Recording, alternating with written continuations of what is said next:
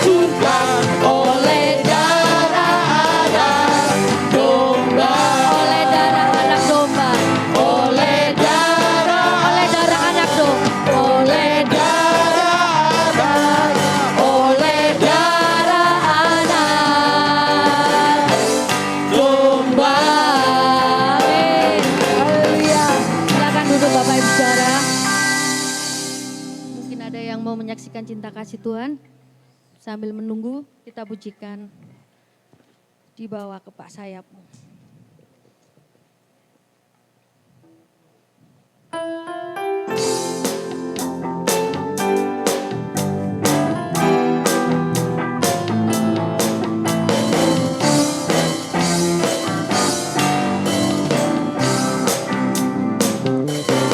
Aku ingin selalu berada di hadirat-Mu.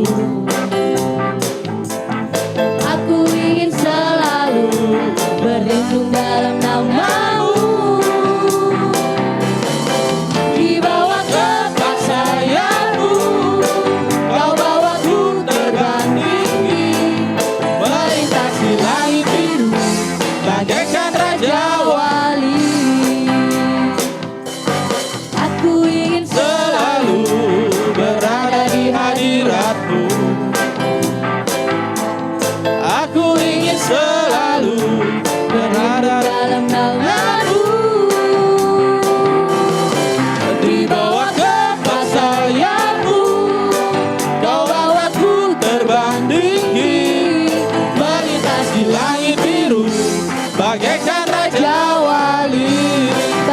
Raja Wali. bagai Raja Wali.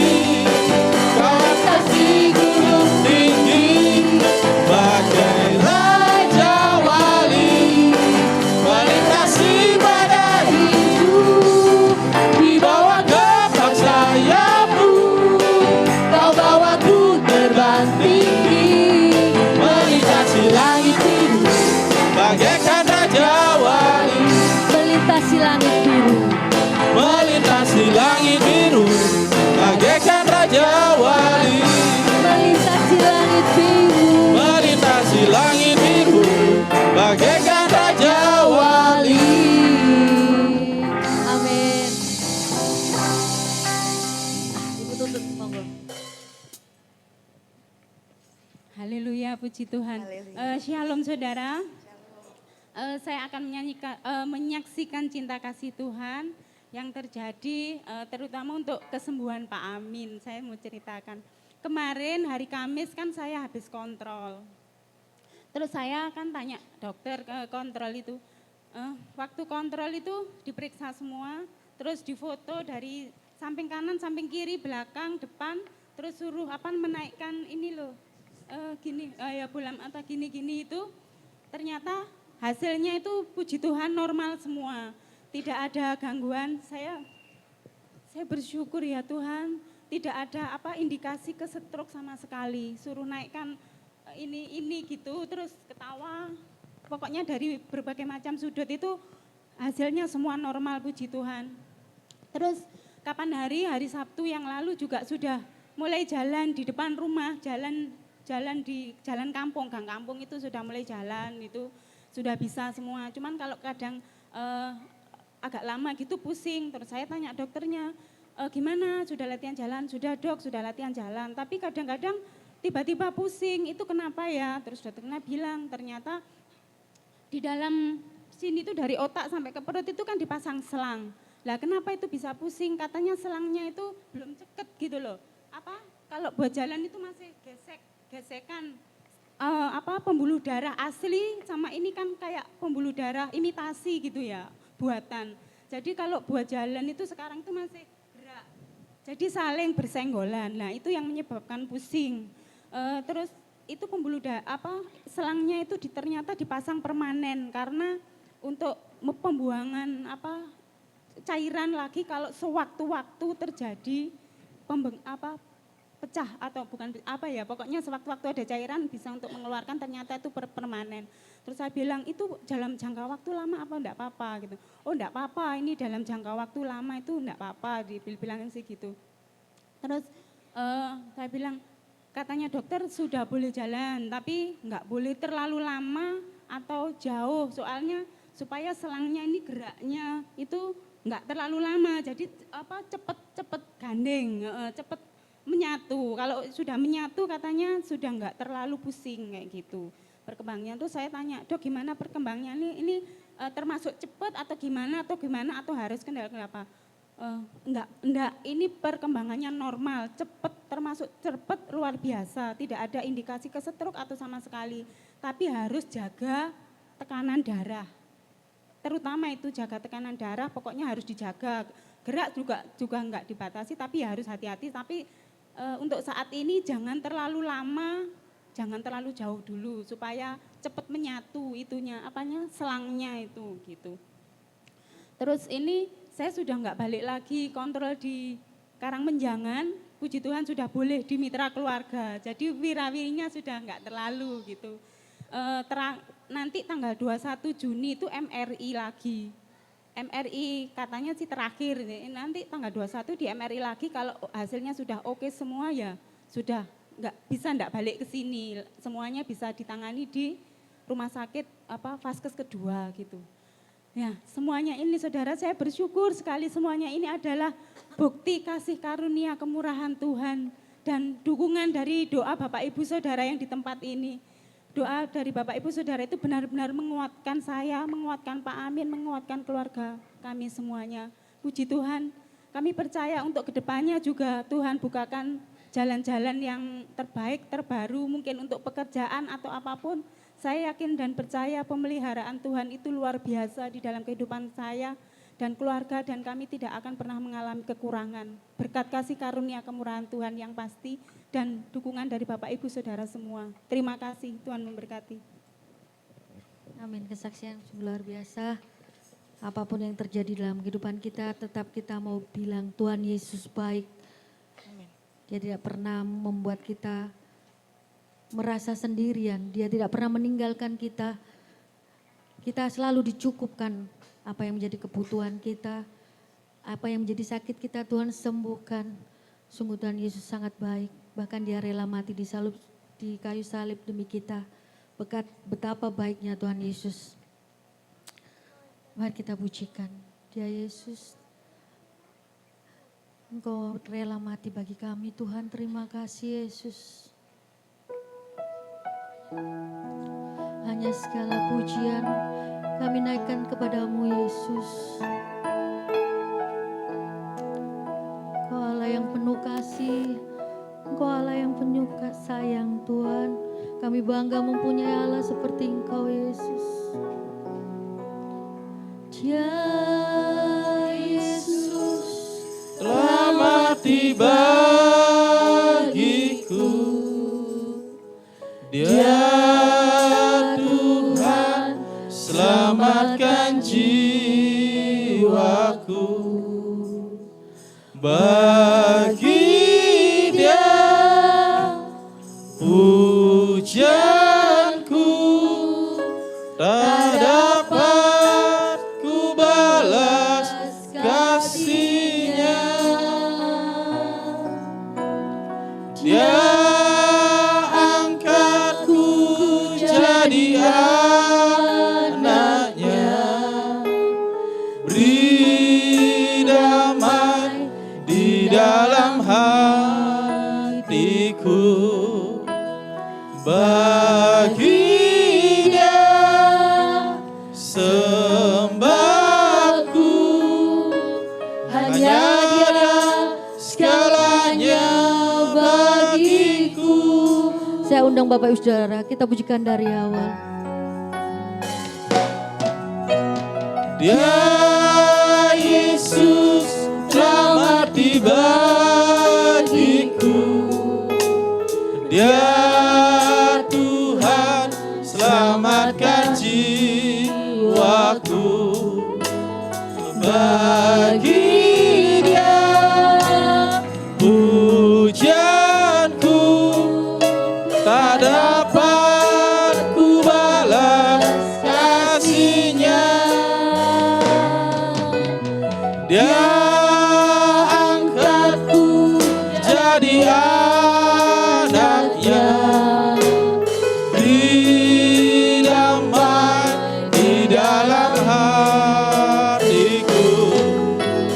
Bagi Dia sembahku,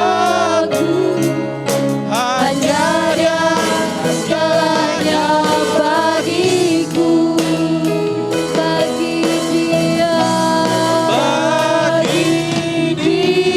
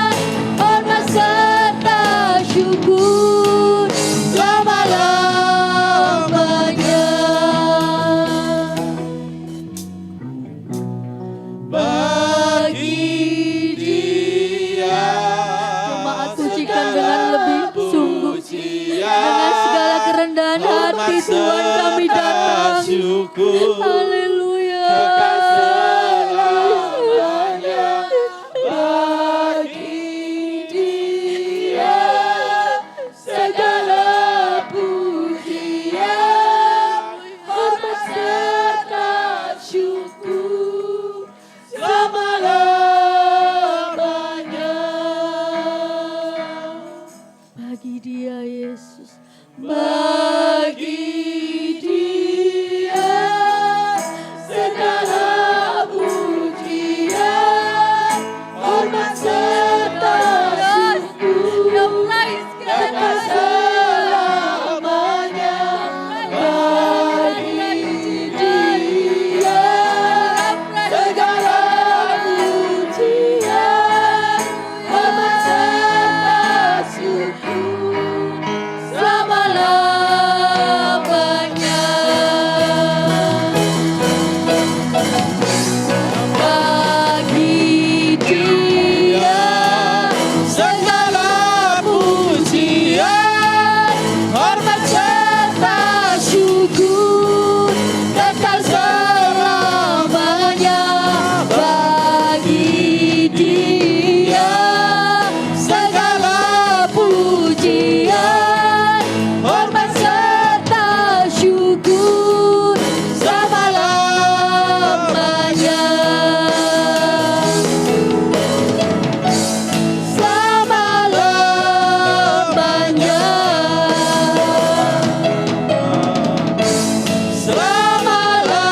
Selama-lamanya. Haleluya. Haleluya. Mari kita sembah Yesus. Tuhan, jawab setiap kami Bapa. Kami rindu Tuhan. Haleluya. Haleluya. Terima kasih Roh. Pujian, bagimu kemuliaan, bagimu Allah yang kudus. Kami bersyukur. Terima kasih Bapa. Haleluya. Haleluya. Haleluya. Haleluya. Layakan namamu, Haleluya. bagimu Allah yang hidup. Ampuni kami Bapa. Bagimu Layakanlah kami Yesus. kami bersyukur. Haleluya. Terima kasih Haleluya. Terima kasih Haleluya. Haleluya. Haleluya Yesus. Mulialah. Yesus. Yesus. Terima kasih, Yesus. Terima kasih, Roh. Haleluya. Kau layak Haleluya. Haleluya. Haleluya. Haleluya Yesus.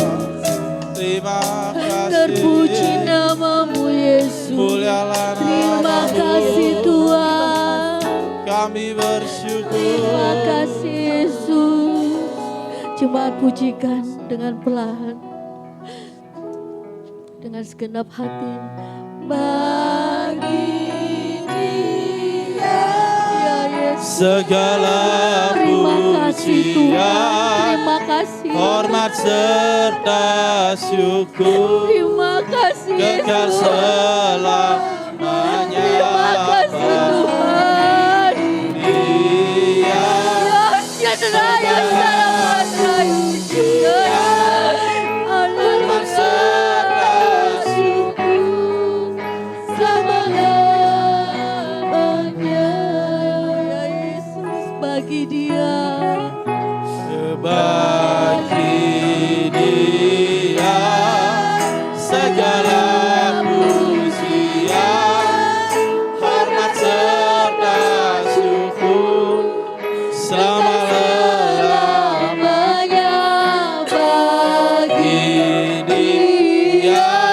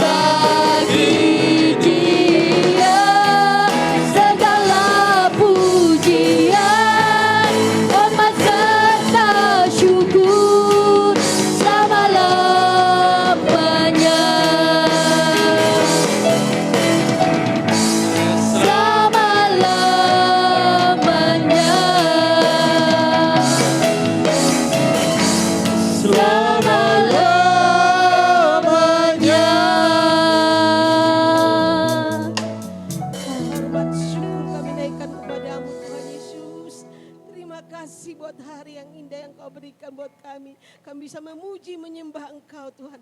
Segala kemuliaan, pujian, syukur kami naikkan Tuhan. Kami bersyukur buat pagi hari. Haleluya. Dalam nama Yesus. Haleluya. Amin. Amin. Puji nama Tuhan, silakan duduk. Sebelum kita mendengarkan firman Tuhan, ada persembahan pujian dari Pak Estu. Dan tempat dipersilahkan. Shalom. Tidak tahu kenapa tadi Roh Kudus bilang ke saya, ayo maju. Karena pada hari ini adalah tepat bertambahnya usia saya yang ke-42. Dan puji Tuhan, Tuhan pimpin kami di tempat ini. Dari mulai kami belajar merendahkan hati, belajar musik dan lain sebagainya, bersama bertumbuh di gereja GPD Kasih bersama-sama. Satu buah pujian, di mana pujian ini saya tuliskan mungkin 2 tahun yang lalu. Sebening embun pagi, firman-Mu menyejukkan hati. Secerah mentari, firman-Mu membawa kehidupan yang baru. Sebening embun pagi, firman-Mu menyejukkan hati. Secerah mentari, firman-Mu membawa kehidupan yang baru. Ku siapkan hatiku, Kau isi dengan kebenaran firman-Mu. Ku siapkan hatiku, ku terima, ku terima, ku terima firman-Mu. Ku terima, ku terima, ku terima berkat dari-Mu. Ku terima berkat dari-Mu. Terima kasih. Mungkin tadi berkat. Hari ini saya akan memberikan tema bagaimana cara kita tahu bahwa itu kehendak Tuhan atau itu kehendak kita atau itu jangan-jangan kehendak dari si jahat. Karena ada banyak sekali orang Kristen dia tidak paham tentang kehendak Tuhan. Sehingga ketika dia melangkah, dia jatuh, kemudian dia mulai mempersalahkan Tuhan. Dia mulai mempersalahkan orang lain. Padahal itu kesalahan dirinya sendiri. Supaya kita tidak jatuh berlarut-larut, kita harus kembali ke dalam kehendak Tuhan. Saya tidak setuju dengan yang namanya kehendak Tuhan itu harus tabrakan dulu, harus patah kaki dulu, harus hampir mati karena overdosis, narkoba dulu. Itu enggak seperti itu. kehendak Tuhan itu bukan berarti harus dimakan ikan besar dulu, sama seperti Yunus. Apakah Tuhan merancangkan untuk Yunus dimakan ikan besar? Enggak. Tuhan merancangkannya agar Yunus naik kapal laut, bukan naik ikan besar. Loh om, kok ikan besar bukan ikan paus? Waktu kecil saya dibilang ikan paus, tapi saya selidiki, enggak ada ikan paus. Dan ikan yang paling terbesar di antara yang terbesar ternyata bukan ikan paus. Anak-anak pasti tahu nih. Ikan apa? Hah? Hiu. Hiu apa? Hiu lontong. Megalodon. Megalodon apa megalodon? Megalodon. Hiu megalodon ini ternyata suka makan, makanannya Bapak Ibu tahu? Paus. Hiu makanannya paus. Jadi bisa bayangin, biasanya yang dimakan atau yang memakan lebih besar mana? Yang memakan dong yang lebih gede kan? Iya kan? Jadi bagaimana besarnya kalau dia sendiri adalah makannya ikan besar, ikan paus ini. Bisa gede banget nih. Nah lihat di sini. Tuhan tidak pernah merancangkan supaya Bapak Ibu hidupnya rusak dulu baru kembali. Tapi puji Tuhan, meskipun kita sudah merusak rencana Allah, tapi Tuhan mau cuci bersih, mau reparasi, sehingga kembali seperti semula. Tapi rata-rata orang yang berada di jalur Tuhan yang sudah normal, sesuai dengan kehendak Tuhan, itu hidupnya tidak benar-benar maksimal seperti rancangan Tuhan di awal. Contoh, kayak teman saya, itu udah bekas-bekas mantan narkoba, udah OD dan segala macam. Jadi ketika dia menginjil dan segala macam, kesehatannya sudah mulai terganggu. Ada lagi orang yang sudah dipanggil Tuhan bukan mati. Maksudnya mengikuti jalur Tuhan sehingga dia menjadi hamba Tuhan, tapi ginjalnya tuh udah tinggal satu. Kan sudah tidak maksimal. Tuhan mau kita hidup di jalan Tuhan maksimal. Makanya anak-anak muda, anak-anak sekolah minggu, pemuda remaja, jangan dulu jadi barang bekas baru mau dipakai Tuhan. Karena tidak akan menjadi sesuatu yang maksimal. Amin. Itu dia. Mari kita masuk dalam kebenaran firman Tuhan. Kemarin saya ingat saya berkata begini. Yesus pun berdoa kepada Bapa. Ya Allahku, ya Bapakku, kiranya cawan ini lalu daripadaku. Dijawab apa enggak? Dijawab enggak doanya? Dijawab, ya lalukan saja. Enggak. Kenapa Yesus doanya tidak dijawab?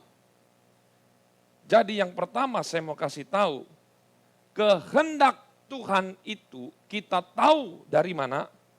Kehendak Tuhan itu kita tahu datang dari tujuan hidup kita. Matius 20 ayat yang ke-28. Ya, betul. Ya. Matius 20 ayat 28. Oke, betul. 1, 2, 3.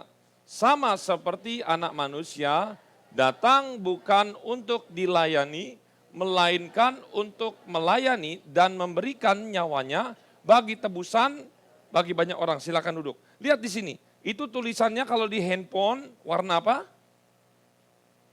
Merah. Kalau warna merah artinya apa? Artinya adalah itu tulisan Yesus.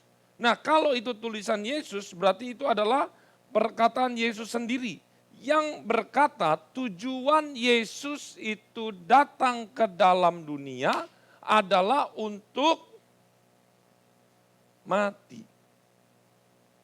Jadi Yesus kalau datang ke dunia, dia ketika akan dihukum, kemudian dia dilarikan ke surga tanpa mengalami namanya kematian, berarti Yesus sudah melenceng dari tugas dan kewajibannya.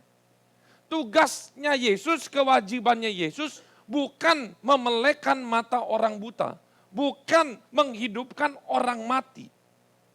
Bukan menjadikan air menjadi air anggur, bukan. Tujuan Yesus bukan untuk memberikan mujizat.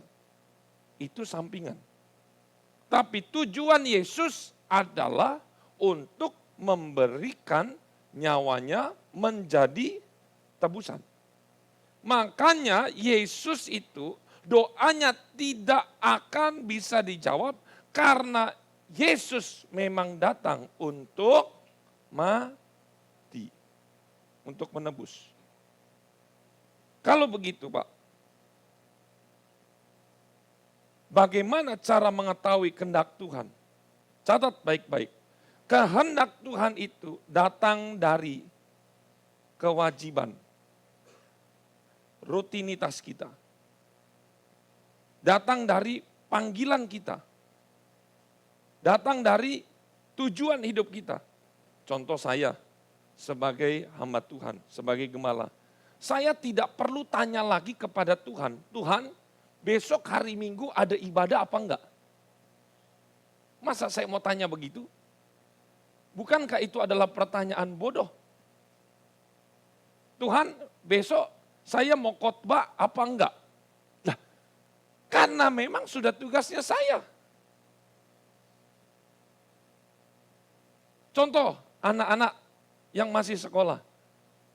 Hari Minggu masuk ke hari Senin. Ini adalah orang yang terlalu rohani. Dia, Tuhan, apakah besok saya harus masuk sekolah? Lah, ada yang berdoa begitu. Tuhan, hari Senin ini kan masuk sekolah, tapi saya mau tanya engkau, apakah saya harus masuk sekolah? Tuhan nggak jawab. Ya Tuhan, terima kasih atas jawabanmu. Ya, Seninnya bolos. Bapak Ibu yang bekerja, berdoa lagi. Hari Minggu kan paling membenci banyak orang itu hari Senin katanya. Karena masuk kerja. Tuhan, apakah besok saya harus masuk ke kantor buat bekerja? Dia tunggu-tunggu. Tuhan, masuk kantor apa enggak? Tuhan jawab dong. Kalau Tuhan diam berarti saya enggak masuk. Tuhan enggak jawab. Ya Tuhan terima kasih. Lah ya enggak begitu caranya. Yang begini-begini tidak usah kita tanya. Bapak Ibu, setialah kepada pekerjaan, tugas kita yang sudah Tuhan berikan. Jadi, kehendak Tuhan itu berbicara melalui apa? Kewajiban kita, tugas kita. Tidak akan mungkin kehendak Tuhan itu berseberangan dengan tugas kita. Itu tidak akan mungkin. Para suami-suami udah nggak usah nanya lagi, Tuhan saya pulang kerja ini, pulang nggak ya ke rumah ya, ketemu istri sama anak. Itu nggak usah ditanyakan lagi. Bagi para ibu-ibu yang masak di rumah, Tuhan saya besok mau masakin buat anak apa, suami ini nggak usah ya. Nggak usah begitu. Kenapa harus bertanya? Apa yang menjadi rutinitas kita? Sampai sini Bapak Ibu harus paham. Harus dewasa.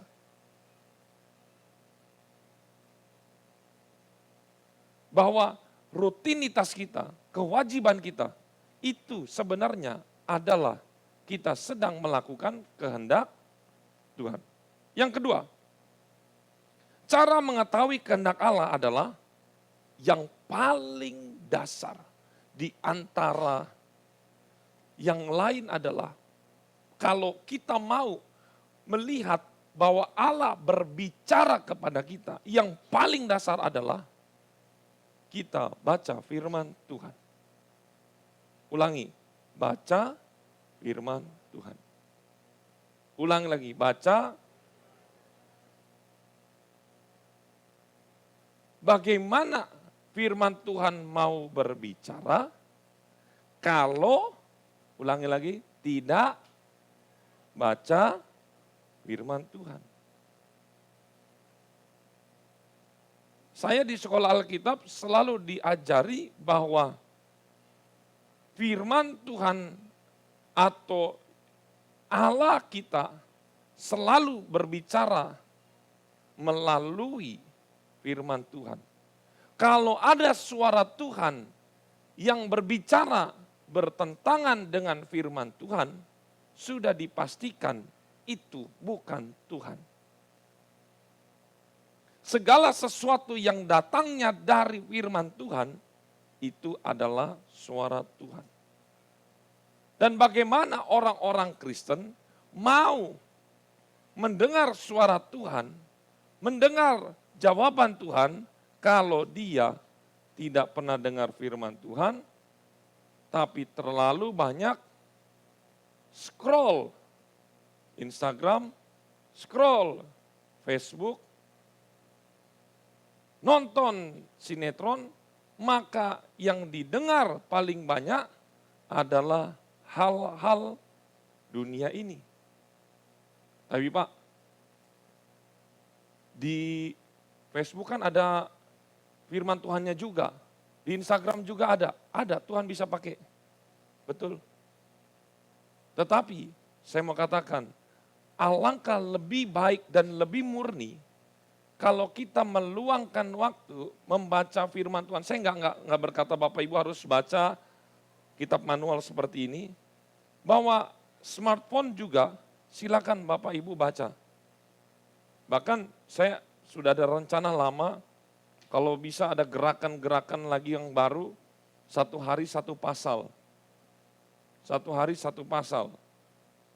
Mungkin dalam minggu ini saya akan atur bagaimana sistemnya, supaya setiap kita semua membaca 1 hari minimal 1 pasal. Supaya kita dari situ, kita belajar mindset pola pikir Tuhan.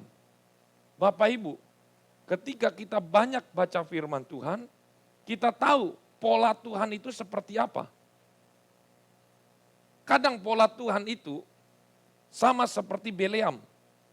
Kalau kita tidak pernah baca kisah Bileam, yang keledainya bisa ngomong, ya kan? Karena bukan hanya lagu ini aja. Kalau bulan bisa ngomong, itu kalau, dan bulan tidak akan bisa ngomong.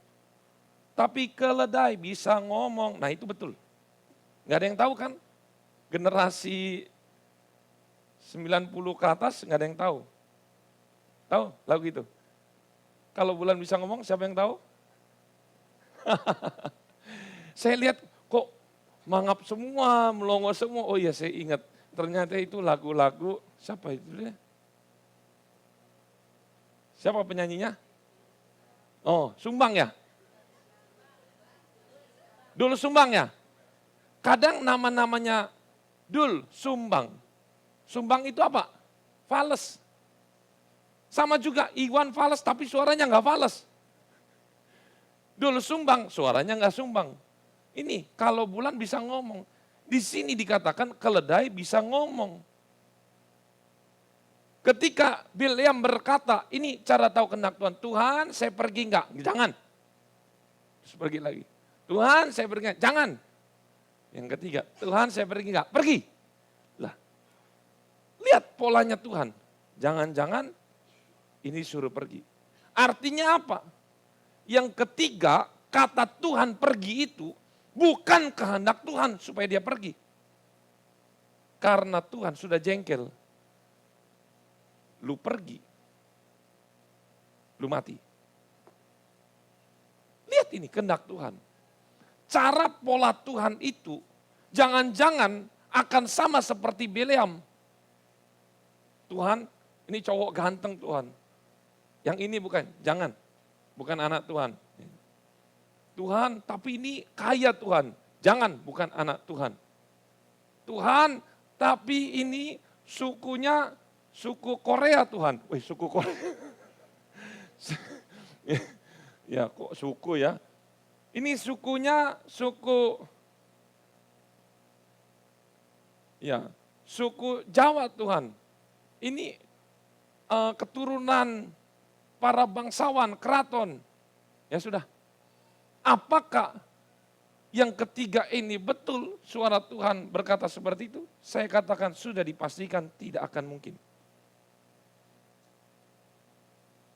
Tapi perkataan Tuhan yang ketiga, silakan itu adalah perkataan membiarkan anaknya keluar dari kandang dan dicoret dari buku kehidupan. Blacklist. Lihat kasus Bileam. Waktu Tuhan berkata, pergilah. Maka Tuhan sudah siapkan apa? Malaikat untuk membunuh Bileam. Kalau kita tidak baca Alkitab, bagaimana kita bisa tahu pola caranya Tuhan? Kadang Tuhan berkata, ya lakukan, tapi sebenarnya tidak. Sulit kan? Memang Tuhan itu agak sulit dimengerti seperti para wanita. Contoh, para suami-suami, mau makan di mana? Suami nanya, istri jawab, terserah, ya sudah. Terserah, benar nih terserah, ya sudah saya ke sini. Enggak mau, loh makan nasi padang enggak mau, oke makan apa? Ayam goreng, enggak mau. Loh, tapi katanya tadi terserah. Tapi ketika ditanya satu-satu, enggak mau semua. Ini kan sering muncul kan konten-konten seperti itu. Iya.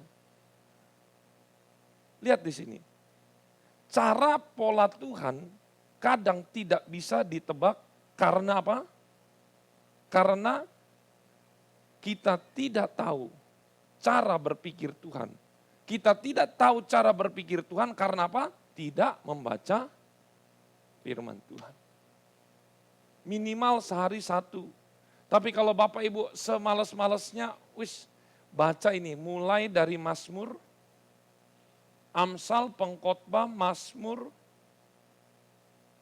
yaitu Amsal, Pengkhotbah, Mazmur. Amsal, Pengkhotbah, Mazmur. Di situ dalam banget.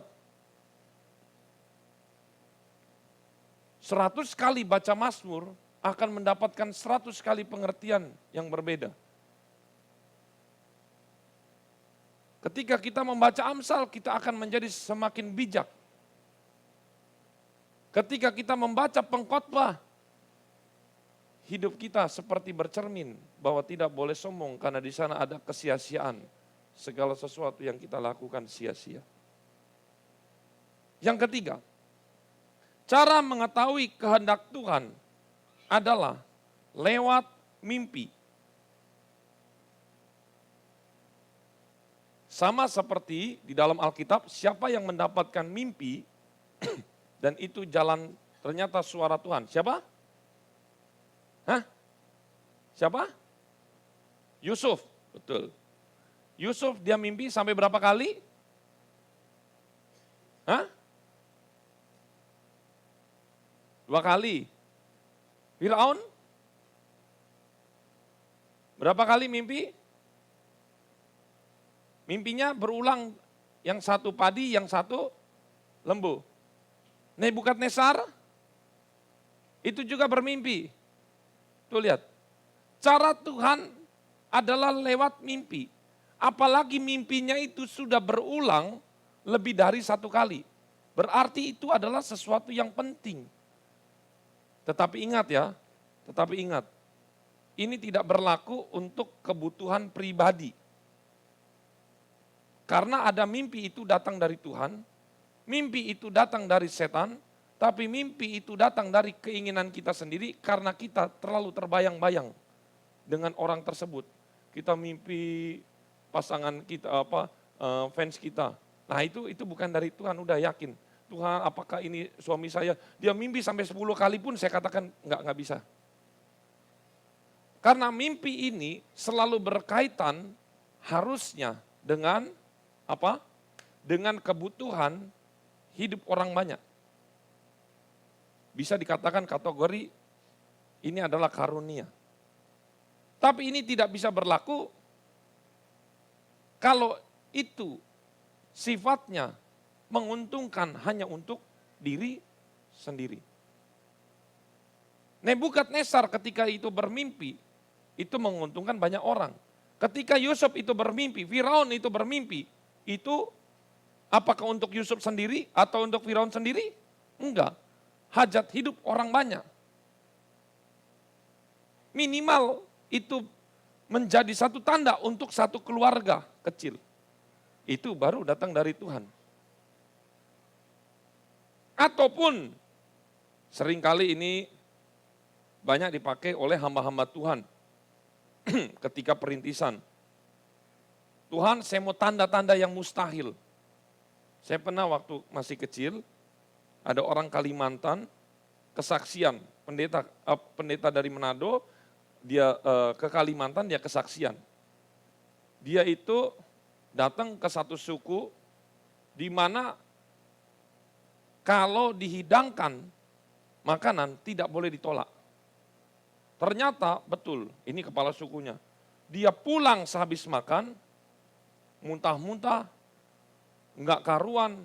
Dari situ dia berdoa sama Tuhan, dia keluar mulai, pokoknya segala macam bentuk yang besi-besi keluar.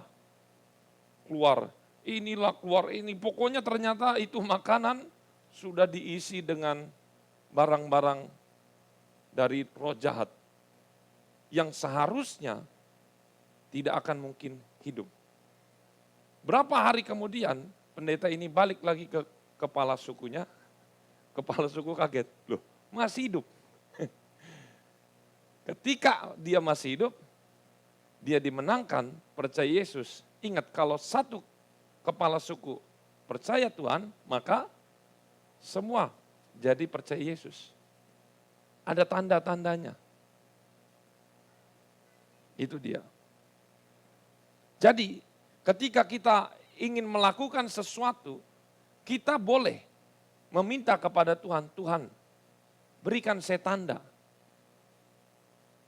Betul tidak? Saya cocok dengan pekerjaan ini misalnya. Berikan saya tanda. Biasanya tanda itu akan berulang 2, paling kuat 3 kali. Bahkan ini juga, saya pernah waktu di sekolah Alkitab, saya memakai cara yang sama seperti papa saya. Yaitu mengambil undi.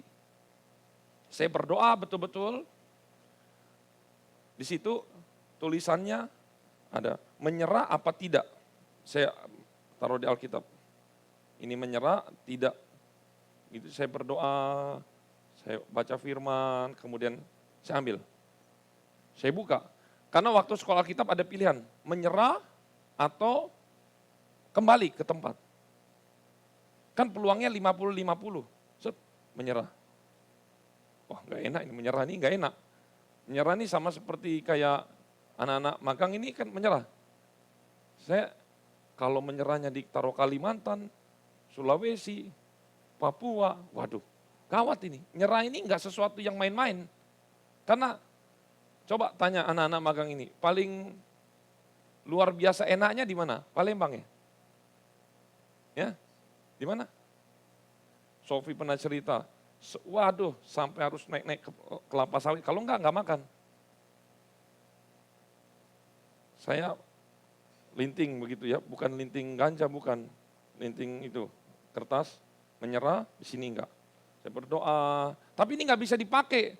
Oh lagi mabuk-mabuk, pakai begitu, ini bukan enggak bisa dipakai buat togel, enggak boleh. Nggak. Ada yang mau, Tuhan saya mau tahu ini keluarnya apa. Semuanya enggak bisa ini. Itu suatu kejahatan, saya yakin pasti kalah, dibalik. Nah, ketika saya cabut, menyerah. Wih, gak enak. Kan gak enak ini, saya taruh lagi. Saya berdoa lagi, cabut lagi. Kok menyerah lagi?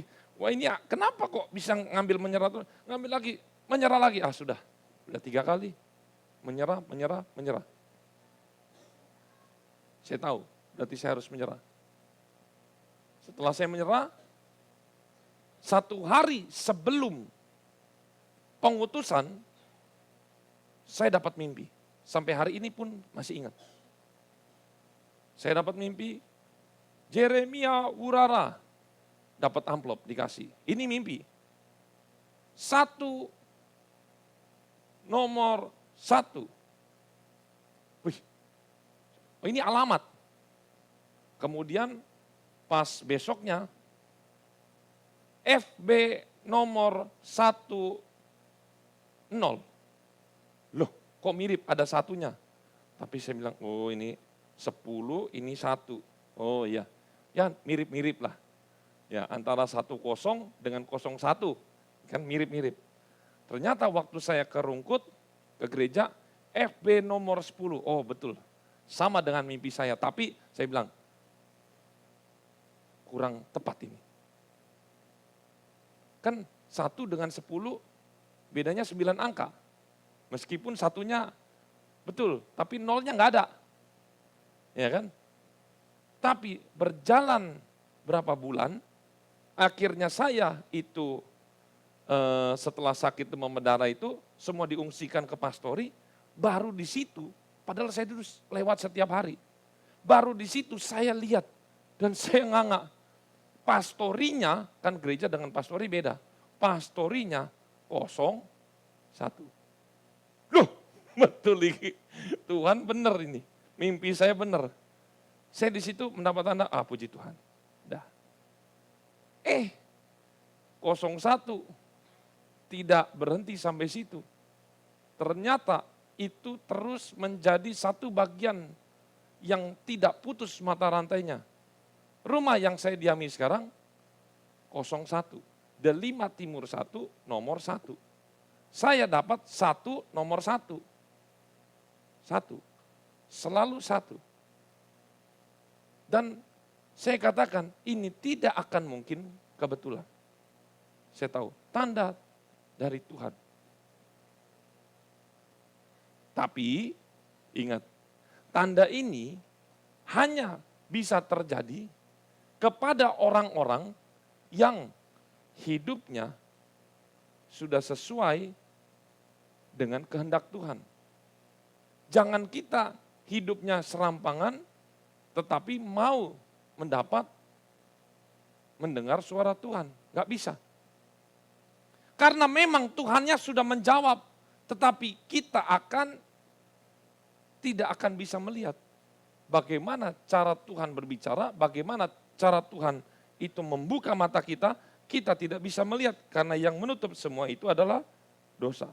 Yang ketiga, yang keempat adalah ini untuk khusus orang-orang spesial mendapatkan suara yang terdengar secara langsung. Sama seperti para nabi-nabi, Tuhan berbicara kepada Musa itu secara langsung. Sama seperti saya berbicara dengan Bapak Ibu. Tetapi ini hanya untuk orang-orang yang sangat-sangat spesial. Yang tentu telinganya itu memang orang dalam kategori sesuai dengan kehendak Allah. Tapi juga ada yang namanya suara bukan audible, suara yang terdengar, tapi juga ada suara yang ada di dalam hati. Dan saya yakin sama seperti tadi Pak Estu tadi langsung dengar suara, hei Pak Estu nyanyi. Enggak kan, dari sini.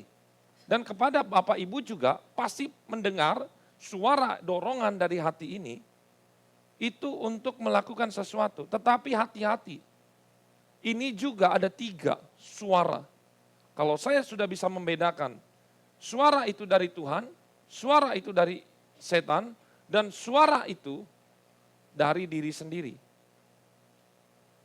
Kalau suara dari setan itu biasanya, bisikan-bisikannya, banyak yang bunuh diri, lompat aja. Itu udah, segala sesuatu suara dari setan itu pasti merusak. Tusuk aja, pukul aja. Jadi segala sesuatu yang jelek itu dari setan. Pernah 1 kali, waktu saya gendong, saya nggak tahu antara anak saya yang mana. Jos kayaknya waktu di awal. Itu waktu di mall gitu lihat ketinggian, suara itu muncul. Lempar anak. Wah, kurang ajar kan ini. Saya yakin masa dari Roh Kudus nggak mungkin. Lempar anak. Loh, tapi Bapak Ibu, tidak sedikit orang yang terjebak. Lihat ini kasus-kasusnya. Ada yang ibu bunuh anak, bapak bunuh anak. Karena apa? Rata-rata coba dicek. Mereka dengar suara itu dan mereka lakukan. Kena perangkap iblis. Kalau ada suara-suara yang negatif, cerai aja. Langsung kita dalam nama Yesus, itu dipastikan suara iblis yang akan datang. Hawa itu termakan karena ada suara iblis. Jadi Bapak Ibu nggak usah khawatir, kok ada suara iblis masuk berarti ada. Enggak, Yesus aja digoda iblis 3 kali. Suatu hal yang wajar ketika kita orang kudus ada suara iblis masuk, nggak ada masalah. Yang penting kita jangan turut, tolak dalam nama Yesus. Keluar kamu. Tapi juga ada suara itu dari dalam diri sendiri. Biasanya suara dalam diri sendiri itu selalu menguntungkan diri sendiri. Suara Roh Kudus katakan, beri. Tapi kan kita, Tuhan saya cuma 100.000 kok suruh kasih orang Bapak itu. Gimana nanti saya makan? Beri. Suara Roh Kudus itu, suara Tuhan selalu, hampir selalu 99% tidak disukai oleh daging. Tapi suara diri sendiri 100% menguntungkan daging. Dalam sini. Jangan kasih, nanti kamu makan apa? Terus nanti anak-anak kamu gimana? Ini bagaimana? Lebih baik kamu buat diri kamu sendiri. Nah itu suara diri sendiri. Suara roh mementingkan secara keseluruhan. Kebaikan untuk kita, kebaikan untuk orang lain, dan kebaikan untuk semua. Ini suara roh dan paling dibenci oleh daging. Karena suara Tuhan itu 99% tidak enak didengar oleh daging. Tapi suara iblis dijamin tidak membela kita, tidak juga membela Tuhan, tapi ini sifatnya minus, merugikan. Makanya ada orang-orang yang stres, gila. Istri saya pernah ngomong, hampir rata-rata itu, orang-orang stres itu mereka ngomong sendiri. Itu karena mereka mendengar suara. Ini suara ini diindikasi kalau dalam dunia kedokteran mungkin itu orang gila karena sarafnya begini-begini. Tapi dalam ilmu rohani, teologi, itu suaranya datang dari setan. Sudah mengganggu. Misalnya orang lagi tidur, bunuh aja. Wah, udah itu yakin. Ini datang dari setan. Pukul aja itu. Tusuk aja. Hati-hati. Ketika suara ini datang, jangan dikasih tempat. Langsung kita tengking seperti Yesus menengking ini setan-setan ini. Tetapi suara dalam diri sendiri juga jangan kita kasih tempat. Lebih baik kalau suara Roh Kudus itu datang, lakukan seperti yang tadi Pak Estu. Harusnya tidak ada ruang kesaksian. Jujur tidak ada ruang kesaksian, sudah habis masuk firman. Pak Estu bilang, saya kayaknya harus maju. Ya maju. Silakan maju. Apakah itu untuk kebaikan bersama? Iya. Merugikan? Tidak. Harus peka dengan suara Tuhan. Bahkan berapa kali saya harus peka suara Tuhan, saya nggak tahu, tiba-tiba lagi di tempat makan, nih saya ada uang nggak banyak, saya lihat di sini dibilang kasih tips, mbak ini buat, saya nggak tahu, mungkin dia lagi nggak bisa makan loh. Jangan berpikir orang yang kerja di tempat makan atau kerja di mana-mana, kita hanya berpikir berpusat bahwa saya kurang. Bapak Ibu, ketika dibuka-bukaan, di luar sana ada banyak orang yang jauh lebih berkekurangan. Bukan hanya berkekurangan uang, tapi berkekurangan kasih sayang. Bahkan tidak sedikit kesaksian ada seorang hamba Tuhan mendekati pelayan dan dia berbicara, ada masalah apa? Langsung nangis dia. ternyata dia punya masalah yang sangat berat.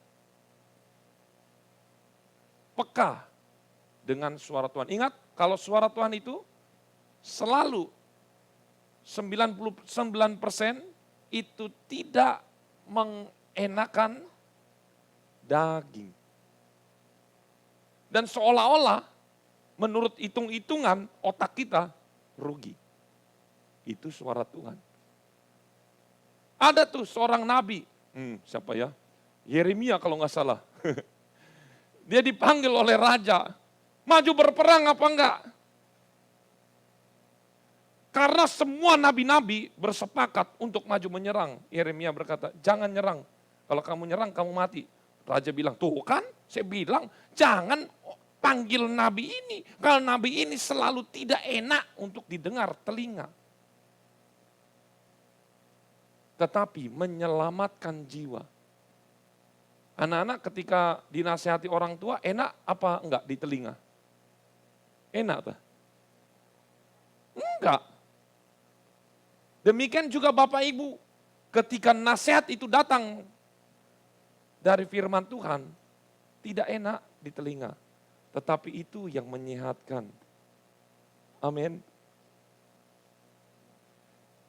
Kalau mau enak-enak aja, saya mau aman-aman aja, saya akan beritakan sepanjang tahun ini khotbahnya tentang berkat terus. Tapi saya jamin, ketika Bapak Ibu mengalami sakit, contohnya seperti Pak Amin, ketika mengalami musibah, pasti langsung akan keluar. Kecewa kepada Tuhan. Katanya ikut Tuhan itu diberkati. Katanya ini begini-begini. Tapi kalau kita sudah mantep di dasar, cobaan apapun datang, lihat tadi yang kesaksian, mengucap syukur. Artinya apa?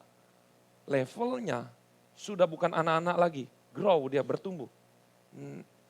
Udah mulai mantep ini. Kalau berkat nggak usah diajari, orang siap terima. Tapi kalau menderita, itu harus diajari. Apakah ini Alkitabiah? Sangat Alkitabiah. Buktinya di mana? Waktu Yesus ingin mati, dia sudah bilang ke murid-muridnya lebih dahulu, saya akan mati seperti gembala meninggalkan domba-dombanya, tercerai-berai dan bagaimana. Murid-muridnya nggak tahan, Tuhan ngapain sih ngomong-ngomong mati? Ngapain gini. Udah Tuhan, ayo enak. Tuhan persiapkan itu. Betul. Tuhan sudah wanti-wanti muridnya, jaga-jaga, berdoalah. Makanya murid-murid suruh berdoa, tapi mereka tidur. Supaya mereka kuat. Sebentar lagi akan tergoncang ini. Makanya hari-hari ini, saya ingin mempersiapkan jemaat-jemaat GPD Kasih. Supaya ketika mengalami goncangan, tidak akan merasa tergoncang. Karena kita sudah kuat pondasi. Kalau berkat mah ya, saya juga senang kalau Bapak Ibu diberkati. Siapa yang tidak senang dapat berkat? Tetapi yang lebih bersukacita ketika kita di dalam pencobaan, kita kuat. Itu akan lebih membuat Tuhan senang. Saya mau tanya, ketika Bapak Ibu mati, saya mati, yang kita bawa kepada Tuhan itu apa? Ayo. Apakah yang kita bawa kepada Tuhan harta kita? Handphone terbaru kita, iPhone 20, sepatu kita yang harganya 100 juta, baju kita yang harganya mahal, mobil kita, motor kita, tanah kita, aset kita, emas-emas kita, yang kita bawa kepada Tuhan. Saya mau nanya, ayo. Kegantengan kita, apa yang kita bawa? Di sorga itu apa yang paling membuat orang itu bangga? Menjadi peringkatnya, grade-nya naik. Apa? Ayo, tahu nggak? Tahu nggak? Ngomong. Ayo, apa? Apa? Hah? Iman? Sebelum ada iman, berarti ada apa? Perbuatan-perbuatan yang apa? Yang baik bagaimana berarti kehidupan di dalam dunia? Apa? Berkatkah yang diukur di sorga, berkat jasmani? Atau penderitaan dan pencobaan yang kita alami, itu menjadi kebanggaan di sorga? Ayo. Apa yang dibanggakan di sorga? Yang dibanggakan di sorga itu adalah sudah berapa banyak kita ditempa pencobaan dan penderitaan, tapi kita tetap, perbuatan kita itu tetap lurus di hadapan Tuhan, itulah nanti yang akan disebut iman, tetap percaya. Stefanus itu ketika naik ke surga, itu disambut langsung mungkin bintang 5. Kenapa? Karena waktu dia mati, dia tetap mempertahankan Yesus Kristus adalah Tuhan dan Juru Selamat. Surga akan berkata, kamu mati di rajam batu. Itu adalah suatu kebanggaan. Kita mungkin tidak akan mengalami di rajam batu. Tapi penderitaan kita juga ada yang lain. Oleh karena itu, jangan lembek baru pencobaan sedikit.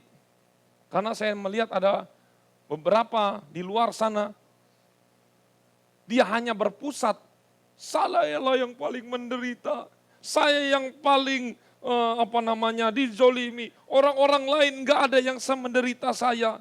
Hanya berpusat itu hanya kepada diri sendiri, terus saja diri sendiri.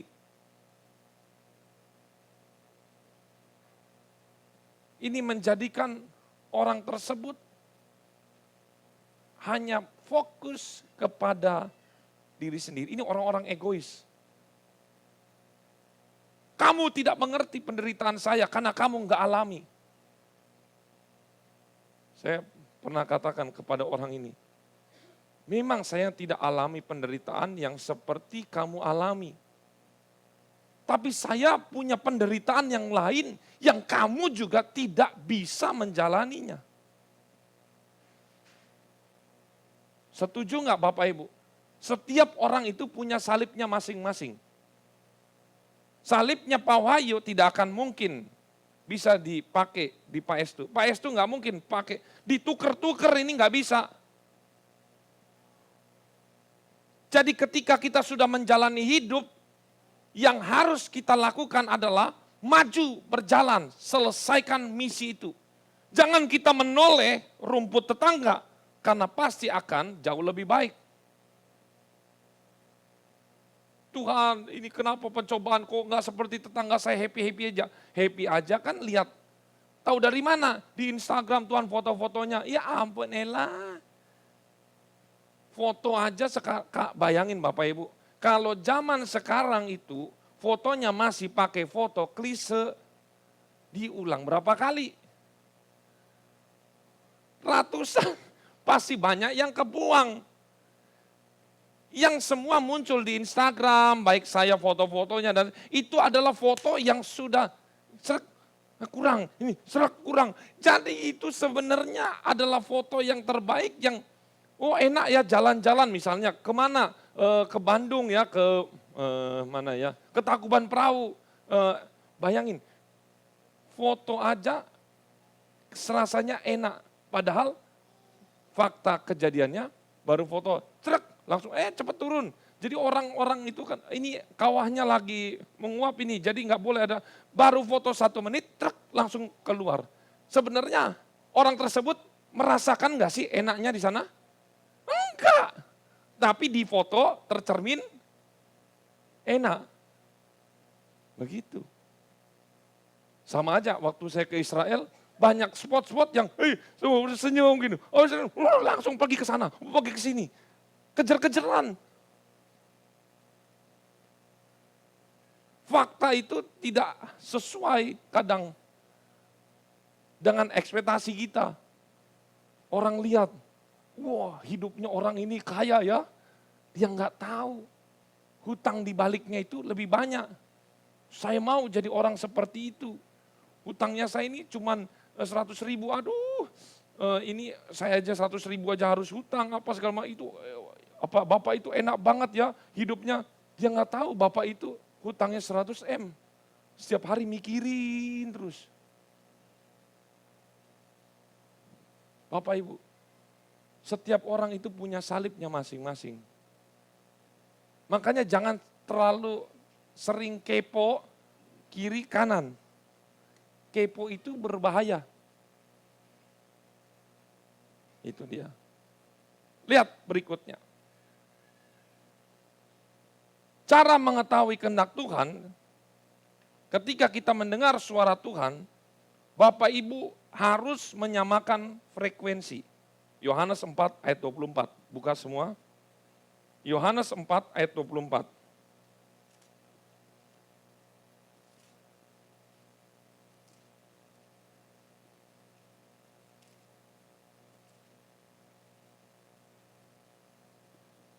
Di sini dikatakan Allah itu roh. Dan barang siapa menyembah dia, harus menyembahnya dalam roh kebenaran. Artinya apa? Kalau kita mau mendengar suara Tuhan, sesuai dengan kehendak Allah, frekuensi yang dipakai oleh Allah itu adalah frekuensi roh. Bapak Ibu akan tahu suara Allah lebih jelas terdengar di dalam kehidupan kita ketika kita di dalam doa. Makanya Bapak Ibu kalau bisa hari Kamis jangan bolos. Karena kita hari Kamis itu sedang menyamakan frekuensi. Bapak Ibu ada yang masih suka dengar radio? Siapa yang masih suka dengar radio? Udah nggak ada. Radio itu kalau tidak tepat gimana? Geser sedikit bunyinya? Iya. Kamu, kan putus-putus. Kadang suara Tuhan itu akan putus-putus karena frekuensinya nggak sama. Bukan Tuhan tidak menjawab doa kita. Tuhan sudah ngomong, ya habis ini kamu begini. Tapi kitanya itu frekuensinya nggak sama. Sehingga telinga kita tuli. Hari Kamis itu kita sedang men-setting frekuensinya ke jalur roh. Ini penting. Orang Kristen kalau tidak punya frekuensi roh Tuhan, Roh Kudus, maka hidupnya akan dikuasai dengan logika. Saya berkata logika itu bagus, tapi hidup kita tidak boleh dikuasai dengan logika. Hidup kita juga tidak boleh dikuasai oleh perasaan. Laki-laki dikuasai logika, wanita dikuasai oleh perasaan yang kuat. Tetapi masing-masing itu harus berimbang, perasaan, logika, dan roh. Itu harus berjalan bersama-sama. Sangat penting Bapak Ibu. Kalau Bapak Ibu hanya berlogika terus, maka tidak akan bisa menuruti suara Tuhan. Karena suara Tuhan 99% itu sesuatu yang bertentangan dengan logika kita. Allah itu roh. Kalau mau dengar suara Allah, pakai roh kita, menyamakan frekuensinya dengan Tuhan. Makanya kalau kita menyembah, kita akan merasakan apa yang Tuhan rasakan. Betul kan? Kita bisa tahu yang Tuhan mau. Karena kita berada di dalam dimensi Roh Kudus. Berikutnya, bagaimana cara kita mengetahui suara Tuhan, kehendak Tuhan? Adalah dengan percaya sepenuhnya kepada gembala. Gembala yang dimaksud adalah gereja lokal. Jangan setengah-setengah. Mungkin ini saya taruh di paling belakang, tetapi ini adalah sesuatu yang menurut saya tidak kalah penting. Bapak Ibu, kalau benar-benar Bapak Ibu adalah domba yang saya gembalakan, maka jangan setengah-setengah juga terima informasi. Yang ini saya mau lakukan. Oh tapi yang Om Jerry begini saya nggak setuju, saya lebih setuju pendeta sana. Ketika kita menggado-gadokan satu ajaran, kemudian diterapkan dalam hidup kita, tidak akan menjadi sehat. Betul, serius ini. Makanya setia kepada gereja lokal itu memiliki pertemuan yang sehat. Bukan berarti ajaran yang pendeta lain, gembala-gembala ajarkan itu salah. Gak bisa. Karena satu pohon itu ketika dicabut tanam,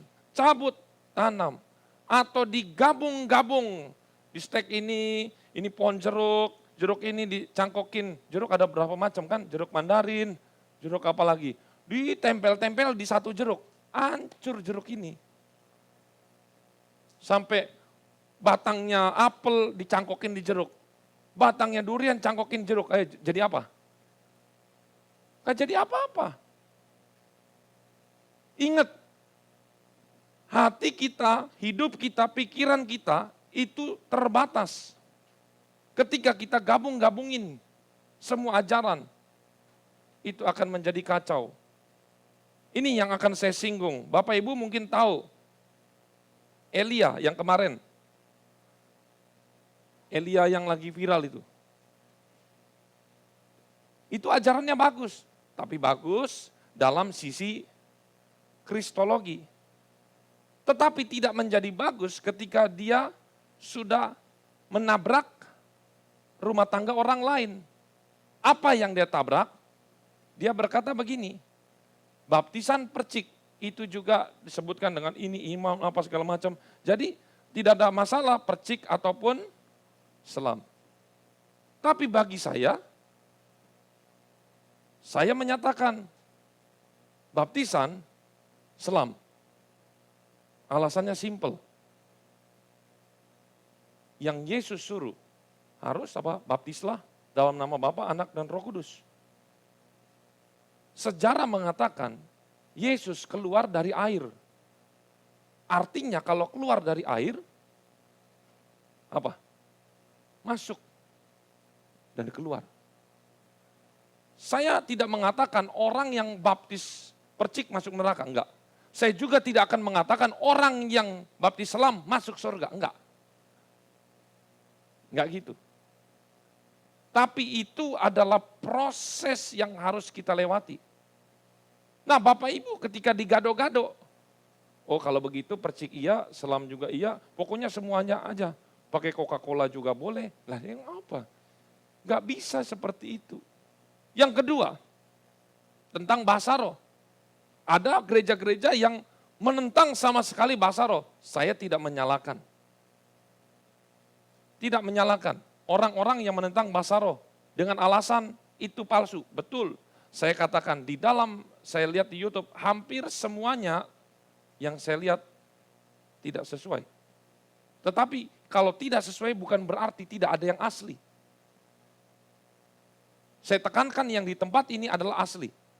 Otentik, dari kecil saya lihat, saya pelajari itu sama yang kita terapin. Bersyukur Bapak Ibu. Ini kekuatan GPDKasi adalah di dalam bahasa roh. Itu menjadi yang membedakan kita dengan yang lain. Tetapi ketika yang lain juga menolak, bukan berarti yang lain akan masuk neraka, kita masuk surga sendiri. Jangan berpikir begitu. Amin. Tapi kita tidak boleh gado-gado. Pilih yang satu. Lebih jauh lagi, sama orangnya Elia juga. Dia berkata, persepuluhan itu tidak lagi berlaku, tetapi saya pelajari lagi. Dasar-dasarnya nggak jelas. Melkisedek apa hubungannya? Nanti saya akan kupas ini lebih lanjut Bapak Ibu. Jadi begini, kalau mau ikut include semuanya. Satu paket. Jangan yang ini tidak dilakukan, yang ini dilakukan. orang yang tidak memberi persepuluhan, itu juga masuk surga, saya yakin. Saya yakin, nggak ada masalah di situ. Tetapi kenapa kita menerapkan persepuluhan? Karena itu masih relevan sampai hari ini, saya bisa buktikan. Dan kenapa dia itu berkata tidak berlaku? Lihat latar belakangnya, dia dari Protestan. Protestan nggak ada. Jadi segala sesuatu tafsiran atau argumen pernyataan itu tidak akan mungkin keluar dari background siapa dia di belakangnya. Betul apa betul? Ayo. Artinya apa? Di situ juga dia akan memperkuat doktrinnya dia. Jadi kita harus cermat ketika lihat begini. Ini baru ini. Baru lagi Elia lagi mengatakan bahwa Maria itu sampai mati dia tetap perawan. Ayo. Ternyata adik-adiknya Yesus itu waktu ketemu, jadi Yusuf itu duda. Dia punya anak 5 atau 6 ya. Di Alkitab itu kan ada Yudas, Yakobus, perempuan-perempuannya ada 2, antara 4 atau 5. Nikah dengan Maria, kemudian lahir Yesus, berarti Yesus kan paling bungsu dong. Sedangkan yang saya pelajari Yesus itu anak sulung. Ya, kalau udah nikah kan berarti sudah lahir duluan. Jadi nikah dengan Maria, ini sudah ada gandengan nih. Yusufnya nikah. Ini lahir Yesus. Dan seumur hidup Yusuf tidak pernah berhubungan dengan Maria sampai matinya Maria virgin. Mau nggak Pak? Nikahin Maria Pak? Pak Sugeng, mau? Pak? Halo? Mau? Nggak diapa-apain loh Pak? Mau Pak? Ya kok ketawa sih? Nggak ada yang berani jawab. Saya mau katakan, seks itu kudus, katakan amin. Ketika sudah menikah, seks itu kudus. Perintah apa pertama dalam Alkitab? Tuhan perintahkan suruh ibadah, sembahyang, berdoa, baca Alkitab, enggak ada. Firman Tuhan perintah pertama, beranak cuculah. Artinya apa? Berhubungan seksual. Seksual menjadi hancur, itu ketika dosa disalahgunakan. Jangan salah mengerti, tidak ada yang tidak baik. Tuhan ketika menciptakan segala sesuatu itu baik kalau sesuai dengan fungsinya dan tujuan. Tapi ajaran Elia ini berkata bahwa Maria sampai akhir hidupnya tetap perawan. Ayo Bapak Ibu tergoncang, pilih yang jangan setengah-setengah, pilih sana-sana, pilih sini-sini. Tapi ketika kita masuk dalam kristologi dan segala macamnya, argumen untuk melawan orang-orang yang menentang kekristenan, saya akui. Jadi kita jemaat harus punya benteng, harus punya kurungan, tapi kita juga harus terbuka. Jadi sistem pertahanan tubuh kita, hidup kita, buka tutup, buka tutup. Mana yang harus ditutup, dibentengi, mana yang harus dibuka. Itulah yang disebut filter yang sehat. Bagaimana jemaat bisa mengetahui itu sehat dan tidak? Barometernya adalah seorang gembala yang memberitakan, ini bagus, ini jangan diikuti. Coba Bapak Ibu lihat postingannya. Yang saya bilang. Kalau prinsip saya, anak sulung adalah Yesus. Sesudah Yesus lahir, Maria berhubungan dengan Yusuf, lahirlah itu adik-adiknya. Dan Yesus itu menafkahi, Yusuf mati muda. Yusuf mati muda, dia menafkahi adik-adiknya. Makanya Yesus terkenal sebagai tukang kayu. Tulang punggung. Bapak Ibu, lihat di sini. Orang yang sama bagus, tapi orang yang sama juga kita harus tolak. Halo. Smart, berpikir, punya pendirian teguh. Nanti saya akan masuk karena kasus-kasus persepuluhan ini menjadi satu yang sangat sensitif. Saya tidak pernah, kapan ya terakhir kali saya khotbahkan dulu ya. Ini ada update-update terbaru. Saya akan mengkhotbahkan ini bukan karena saya kekurangan uang. No. Supaya Bapak Ibu sejalur dengan firman Tuhan. Perhatikan ini baik-baik. Tapi kalau Bapak Ibu tidak memberikan pun, tidak membuat saya tidak bisa makan. Tidak ada hubungannya dengan keuangan saya. Karena saya pun tidak ada yang tahu, ini saya buka. Persepuluhan Bapak Ibu saya tidak tahu, kecuali ada yang transfer ke rekening. Mau nggak mau saya tahu dong. Tapi yang tidak masuk rekening saya nggak tahu. Dan kadang-kala saya juga lupa. Jadi kenapa saya itu begitu menerapkan seperti itu, hanya istri dan Tuhan yang tahu. Saya hanya mau supaya ketika Bapak Ibu memberikan atau tidak memberikan, mengembalikan atau tidak mengembalikan milik Tuhan, senyum saya, pelayanan saya tidak akan saya kurangi. Bapak Ibu yang memberi besar, jangan harap senyum saya akan jadi 1 meter. Tapi Bapak Ibu yang tidak mengembalikan, jangan berpikir saya akan merengut. Makanya saya bilang, saya di tempat ini bukan karena uang. Amin. Harus dipercaya, itulah kebenaran yang saya imani. Makanya saya sampai harus punya penghasilan di luar, harus kerja. Apakah Alkitabiah? Alkitabiah. Paulus juga seperti itu. Dia bekerja jadi tukang tenda. Belum ada Shopee, mungkin ada Shopee dia jualan online tendanya.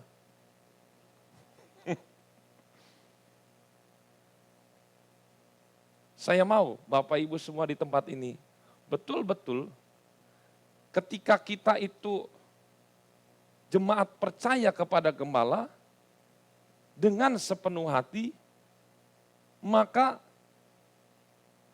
bimbingannya ini belak-belok kiri kanannya itu akan kompak. Akan kompak. Saya mau betul-betul kita tuh jangan punya pikiran yang negatif. Saya negatif kepada Bapak Ibu negatif kepada saya, Bapak Ibu negatif antara sesama jemaat. Itu semua harus dinetral. Kita harus bangun kepercayaan. Saya seringkali, Bapak Ibu itu gak ibadah ya. Hati saya tuh gak akan berpikir, pernah ditegur, kamu kok kerja terus? Gak pernah kan? Karena saya tahu, oh ya, jangan-jangan ada kebutuhan yang mendesak. Jangan-jangan ada kawinan. Jangan-jangan ketiduran. Ya nggak apa-apa, ketiduran manusiawi juga. Tapi kalau setahun terus ketiduran terus, saya nggak mau negatif juga. Di situ kita harus bangun kepercayaan. Betul. Ya, oleh karena itu, ketika Bapak Ibu misalnya punya masalah, sulit mendengar suara Tuhan, boleh tanyakan sama gembala. Pak Gembala ini begini. Tapi jangan harap Bapak Gembala dan Ibu Gembala akan memberi sesuatu yang enak di telinga. Mungkin yang konseling sama saya, hampir rata-rata, yang balik lagi ya oke. Tapi yang nggak balik lagi nih saya curiga ini. Jangan-jangan kapok nih. Karena pasti segala sesuatunya akan bertolak belakang dengan rasa ini di daging. Tapi yang menjalani dan lolos dalam setiap masalah, puji Tuhan. Karena saya juga nggak mungkin bakal ingin menyebloskan anak-anak yang Tuhan titipkan kepada saya. Kita semua kan anak-anaknya Tuhan. Bapak Ibu bukan jemaat permanennya saya, Bapak Ibu punyanya Tuhan, semuanya di tempat ini. Katakan amin. Saya ini dikasih titip, Tuhan titipkan ke saya. Nanti kalau misalnya Tuhan berkata pindah, ya pindah, silakan. Jemaat saya yang permanen tidak boleh kemana-mana, hanya istri saya dan 3 anak saya. Itu jemaat abadi. Berani dia ke gereja lain, coret kakak. Ya iya, gimana di sini? Ada Bapak Ibu. Seorang hamba Tuhan pendeta, anaknya mualaf. Tapi masih tinggal di pastori. Udah nikah, punya cucu-cucunya, suaminya mualaf semua. Ayo. Jangan ketawa, ada terjadi. Tapi Bapak Ibu, kalau Bapak Ibu ingin mendapatkan kenyamanan, jangan ke gereja. Karena di gereja itu penuh dengan orang-orang yang rusak, bermasalah. Sama dengan murid-murid Yesus. Kemarin saya waktu di ibadah kaum pria, tanya jawab begitu. Ada statement berkata, Yudas itu rusak. Kenapa Tuhan pilih Yudas? Yudas itu udah pengkhianat, rusak, apa segala macam. Karena kita nggak tahu sehebat apa Yudas. Saya bilang, Bapak pikir Yudas itu jelek? Salah Pak. Yudas itu orang yang terbaik di antara 12 murid. Makanya dia jadi bendara umum pertama di dalam gereja kalau saya sebut. Yesus lagi yang pemimpinnya. Masa Yesus salah pilih orang? Ini jago keuangan ini. Saya bilang tidak akan mungkin Yesus salah pilih orang. Karena Bapak ini bilang jangan-jangan Yesus sengaja. Wih, saya bilang jahatnya berpikir Yesus sengaja. Saya mau tanya, Bapak Ibu tolong jawab. Bapak Ibu punya nggak rancangan supaya anak Bapak Ibu itu akan mati bunuh diri? Atau sukses? Nah, kitanya aja waras, masa Tuhan Yesus merancangkan Yudas untuk masuk neraka? Saya bilang sama Bapak itu, Yesus bukan hanya punya sifat kasih, tapi Yesus itu adalah kasih itu sendiri. Gak ada tuh pikiran Yesus ingin mencelakakan. Wah, demikian juga saya di tempat ini sebagai gembala. Masa saya mau Bapak Ibu hidupnya hancur? Enggak dong. Saya mau Bapak Ibu hidupnya bertumbuh. Kalau Bapak Ibu itu diberkati, apakah saya iri? Saya tersenyum. Ketika nanti anak-anak Bapak Ibu, saya ini udah mulai seneng. Anak-anak muda sampai sekolah minggu mengarahnya ke bagus nih. Udah mulai banyak yang juara, prestasinya sudah mulai naik. Ini bagus. Dan itu suatu kebanggaan. Berarti kita masuk ke jalur yang benar. Segala sesuatu yang salah kita benahi. Tetapi jangan harap gereja itu akan perfect. Pasti saya akan melakukan kesalahan. Dan Ibu Gembala melakukan kesalahan. Tetapi bagaimana cara menyelesaikan? Bukan saling tuduh-menuduh. Jadi ketika ada masalah, yang harus kita pikirkan solusinya. Karena ada orang berkata, Pak ini kenapa begini, ini begini. Dia cuma bisa berkomentar, tapi tidak memberikan solusi.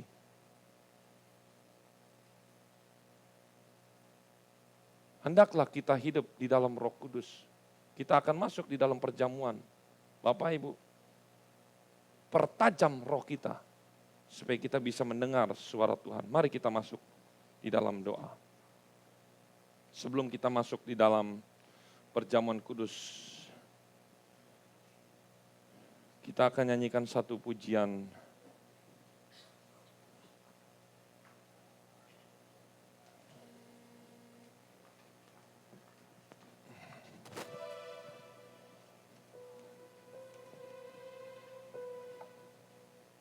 Karya terbesar.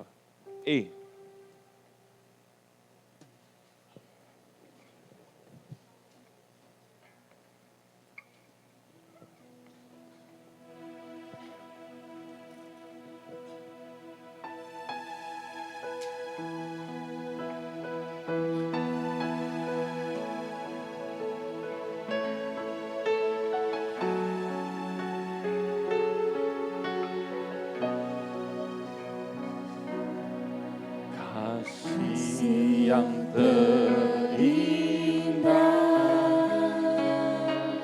hati yang mulia, Hati yang mulia.